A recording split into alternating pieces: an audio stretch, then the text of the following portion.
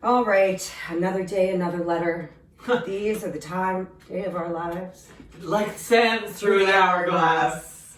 I thought you were going to say another day, another dollar. I'm like, bitch, right. I wish. We've had a lot of really great feedback coming in from people and giving their advice and, loving the podcast. And what was I going to say? Oh, I have something to say. And a few people asked us, how do we send emails in?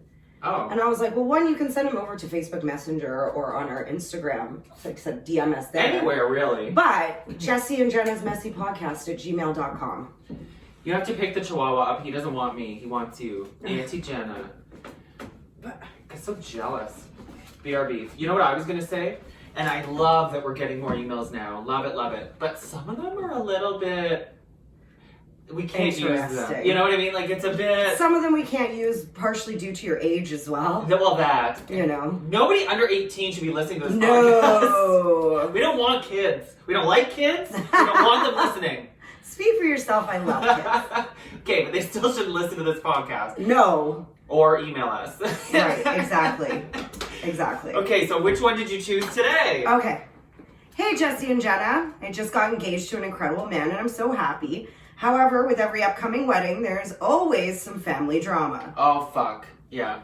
My fiance's parents lost it on us when we didn't include his sister or brother in the wedding party. There are many reasons why we didn't. His sister flat out said when she FaceTimed us after we got engaged, I better be in your wedding party. Like, since when is it you don't invite yourself? Well, but because that's something I would say to you, but I would say it's joking. But you would be, because that's how close our relationship is, right? She says her and I are not close at all. She lives out west and is 4 years younger than me. My fiance's brother is a degenerate loser who's stolen from him all the time. They don't get along because they're your typical closed-minded family. If it's not done their way, they don't accept it. You could describe my fiance as an outsider. It's taken our 9 years together to see him become his own person. He struggled so long with who he wanted to be and what he grew up with. His parents wouldn't let him go to the movies in high school. His dad would follow him around. He wasn't allowed to go out for Halloween or have friends over for his birthday. The one time one friend did come over, she brought him some crazy bones, and his dad threw them out in front of her at the birthday, saying that they were satanic. I remember Crazy Bones. Yeah. They used to be super religious, but now they've relaxed a little. But essentially, they said they were upset we were excluding the family in our wedding. I'm not inviting a lot of my side of the family because I barely speak to them. Just because someone's related to you, it doesn't make them family. Yeah? We've talked extensively about this and agreed that we want our wedding to be special and that we want people in our party that have been there for us and will be there for us for the next 10 years. So since our decision is made to not have his brother and sister in the party, what I want your advice on is how to go about telling them that this is our final decision. Should we do it in person, over FaceTime? Should we be gentle and just rip off the Band-Aid? Is there another way we can include them? Any advice will be helpful. Thanks, Kay. Another way to include them is interesting. Yes, and I always said this is a great way to do that and give them a job. Yeah. So that makes them feel like they're a part of the wedding. You can manage, I don't know. It's like what our old co-host Gord did to me because he didn't want to put me in the wedding party. MC. He made me the MC, which sounds like not a good idea for this group, but it was clever because he picked something that I would like doing, and I was like, oh, okay. Yeah. Now I'm not mad I'm not in the party. Right, and I think they just want to be a part of your wedding, although the sister sounds just like a brat who just wants to wear the pretty dress and look pretty. They sound like the family that... They think it's the family's job to plan the bride's wedding, but a lot of us younger people, it's the bride is the boss, no longer the parent. I just don't understand why people make the assumption that they are in your wedding party. That's something you are asked to do. Yes. And that's not something you're told. And don't you know what year it is? All these traditions are out the window. Women don't have to wear white if they don't want to. Blah, blah, blah. Right. Everyone's having sex before the wedding night. Sorry. During the wedding, at the wedding, afterwards. Yeah. So it's all these old traditions. But here's the thing. I have never heard of a wedding that doesn't have some kind of drama associated with it. Maybe Gord's was the only one. Yeah, I've been to a few that were drama-free. Okay, well, I find most have drama relating to stuff like this. And Right. I think the bride and groom, but mostly the bride, let's be honest, needs to decide what she wants and stick to it and think, fuck everybody else. Right. I'm doing it my way. It's my day, my wedding. So once you start factoring in all these opinions and suggestions, you get it messed up in your head. Yeah. I think. I don't like that people assume. And also, if you really love me, don't make me a part of your wedding party, please. Because it's time consuming and expensive. Yeah, and don't think everybody cares just because you're getting married. No one gives a shit. You want to suck the same dick for the rest of your life. Okay, we don't care. You know, like, that's the thing. So, here, can they give them, this is always a great thing to give the family. If they want to be involved, let them organize the rehearsal dinner. Yeah, I was thinking, is there like a rehearsal or a post party? Or... Let them organize the rehearsal dinner. But they might be like, but we're not in the wedding party, so why are we going to be at the rehearsal dinner? Well, you can give some bullshit like, well, it's because we want you to enjoy the day and not have any responsibilities and blah, blah, blah. And we have some friends that are really close to us, so we also want to stand up. And we don't want to have like 10 bridesmaids or 10 people in the wedding party, or I guess it would be 20, 10 on each side. And you know what? If the brother is a, whatever she called him, degenerate, he probably won't care. He's probably relieved not to be at the party. Or if he comes from the same family, he expects to be it because that's tradition. If they're super religious, they're used to traditions, and that's automatically what you do. It's true. Unfortunately, in these situations, there's really no way to do it without a little bit of confrontation. Right. And it's easy to say, you know, if you tell the sister, for instance, you don't want her in the party and she gets upset, then you say, well, this is exactly why I don't want you in the party. Look. Or the sister's an easy out. You live too far away, and I really want my wedding party to be here to be involved and help me out. Yeah. And be like, I understand, but like, you're just a little far away. Why would anybody want to be in a wedding party? That's awful. Right. You know, it is an honor. It's great to stand up for your friend. Suck it easy. But it is. It's nice for them to acknowledge you on that, like, beautiful of day and occasion. Yeah. However, it is expensive. It is very time consuming. So, you know, it's a job. And you know that the bride doesn't think you're as good looking as her because no bride is picking a friend that is prettier than her to be in her wedding Maybe party. your friends. My friends are amazing. But, you know, it is. It's an honor. However, it is exhausting and it's very, so maybe put it that way. Be like, it's costs a lot of money. You don't have any. She does live out west, so guaranteed she doesn't have any money. Yeah. Well, that's true. But her two questions were, how should you do it? In person or on FaceTime? I think either way, but rip the Band-Aid. Yeah, no fucking pussyfooting. I'm swearing a lot today. No swear. Definitely don't swear when you tell them. But I think just do it quick. Say, look, explain your stance, and that's it. And I think you should, well, first with the sister, you have no option but to do it over FaceTime. But I think you should do it with them all. I think you should have the parents there. You know, I think you should have the brother there and the sister on FaceTime and tell them all, like, look, we've really decided to go a different way with our wedding party. That doesn't mean we don't want you to be involved with the wedding. It's just how we picture our wedding. Yeah. Better yet, make a video so you don't have to see their reactions. Oh, like a video message. Hello. Because that won't piss them off. You couldn't even tell us? Well, you are. I don't think you can FaceTime the ones that you live close to because that's just rude. You're a grown-up. And consider that maybe they don't really care as much as you think they do. Maybe, because there's a bit of this, I have to pretend like I really want to be in the party even if you don't at all. Because that's the right thing to do. True. So maybe they won't be as mad as you think. Hopefully. It's wishful thinking, but yeah, I do like the idea of giving them another task. Yes, like try to focus their energy somewhere else. Like you're in charge of, you know, rehearsal name tags or like, yeah. Reception, could they be involved with like, getting the entertainment. MCing, but if you don't like them, you don't want them MCing your wedding. We're available. Right. If you're in Ottawa. For a price. Right.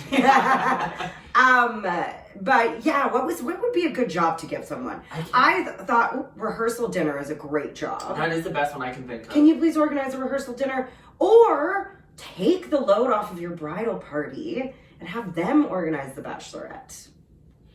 The family. Yeah, but always make sure, I think, going forward, to even though she's not part of your bridal party, include her in everything. So when you go to your bachelorette, include her in it. When you're at your wedding showers, send her an invite. She's not going to be able to make it because she lives on the other side of the country. Yeah.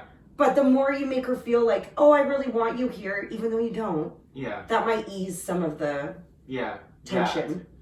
I'm still skeptical whether the sister-in-law really wanted to when she said that comment. Yeah, I better be in the party. Like, I would say that. No, I avoided at all costs. Yeah, maybe. You know, I have a really close friend getting married in September, and I haven't even mentioned it to her. I don't care.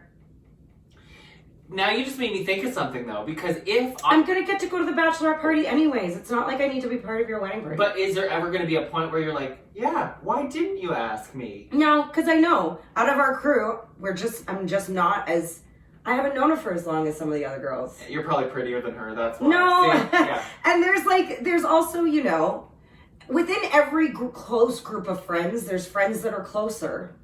And we're close, and we're probably on the closer border, but there's other ones she's closer with, so I totally get it. I wouldn't ask her to be in my party. Do I know this Not person? because I don't want her. Do I know this Danielle? Did you ever meet Danielle? She's been to Ottawa a couple times, blonde. No. But yeah, and I probably wouldn't ask her because there's a few others in the crew that, and you have your outside friends too. You know, like outside of your crew. This is what happens when you have had the same group of friends since high school. Yeah. You know, but we don't care. No one has hard feelings. And at the end of the day, I think you do a little when you're not asked. I think so too. I know every bridesmaid I've ever known is like, oh, this is so fun. And then the bullshit comes. Oh, now I gotta buy this dress. Now I gotta do this. Now I gotta do that. My problem solved if I ever get married. I've got 500 siblings. Yeah. So there you go. I'm done. As for your question where you said, so do it in person if you can. The other question you had was, should you be gentle or rip off the Band-Aid? I think you need to be gentle yet assertive. You can't give them any room to be like, well, but, you know, you have to be assertive. Like, this is our decision. This is what we're sticking to. You're going to have to, but don't be rude. Gentle but assertive, like a good hand job. I like that. Good advice, Jenna. But you're right. Like a nice spanking. Yeah.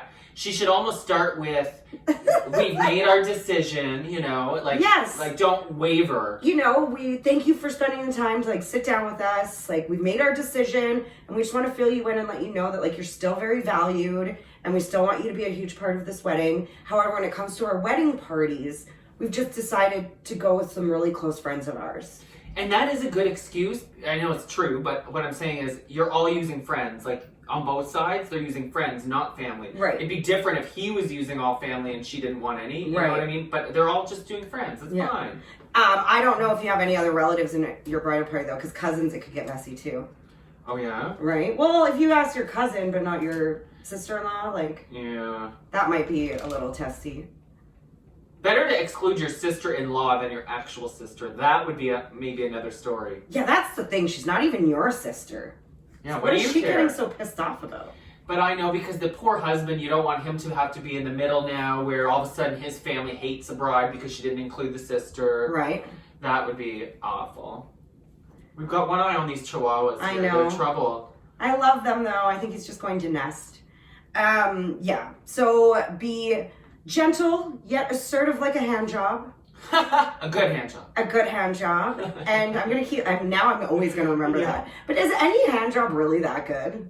Oh, I heard guys hate hand jobs. Listen, okay, here we go. I think this is a big debate between whether you're cut or uncut, because I've almost had better hand jobs than blow jobs. Really? And I'm not going to repeat it, but you know what mine's like. Yeah. And I think it makes a difference with the type of appendage you have. Right. Yeah, I think you can have a really good hand job. Because I hear guys say it all the time, hand jobs are a waste of time. Well, I'd rather not. Maybe you're not doing it right. No, not to me, but just like my guy friends talking amongst themselves. Not like the guys I've hooked up with are like, just don't even bother with the hand job, Jenna. Well, there is the, like, what's the word for that? Like, oh, she sucked my dick. Like, you went further. You know what I mean? So there's a bit more of a conquest. No, they're like, they don't even feel great. Oh, well, call me. But maybe it's the difference between you're getting a hand job from a man and they're getting one from a woman. Our hands are smaller. And you're probably not using enough force. You'd be more assertive. Right. Well, there you go. You got some weird advice from us today. It might not help you with the wedding planning, but it'll help you on your honeymoon. Amen. That's what we're here for. Send your emails to Jesse and Jenna's Messy Podcast at gmail.com. Always remember that we will keep you anonymous. Like, even if you use your real email, we'll never unless you tell us to use your name, we will never ever do that. And if you'd ever like to come on with your problem, we've had people on the phone, which is very helpful because we can ask questions. Yes, very helpful. And just remember, like, you've pretty much heard a lot of things out of Jesse and our mouth. We won't judge you. No. We don't judge. At the end of the day, we definitely don't judge. I honestly think that's why our podcast is popular, is because people think, well, at least I'm not as bad as those two. Oh my gosh, funny story. There was a woman, a listener, she was listening in her office. I highly suggest listening with earphones on. NSFW. And yes, and her coworker walked into the office, listened for like 2 minutes, and looked at her and went, what the heck is wrong with these people? I hope it was the summer penis episode. She walks in, summer penis. So again, you can choose to listen to this podcast however you choose to, but we suggest using earphones in public places. You know what? You just made me think of something. If you didn't know us, or like follow us from our radio days, we would probably be really strange. If we walked into us, we'd be like, who the fuck? Yeah, what are they talking about? And let's go for drinks. Right, exactly. So please send us your podcast. It also gives us a chance to like get to know everybody. And that was one thing that we got to do a lot with the radio. Yeah. But not so much with podcasts because we don't know who everyone is that's listening. I mean, I just realized we have people listening from the Netherlands. That's right. And last week it was from New Zealand. We're global now. Yeah. So if you do write in, even just to say hi, at least we get a chance to get to know you. Follow us on Facebook too. We have a high response rate. That's right. Cheers.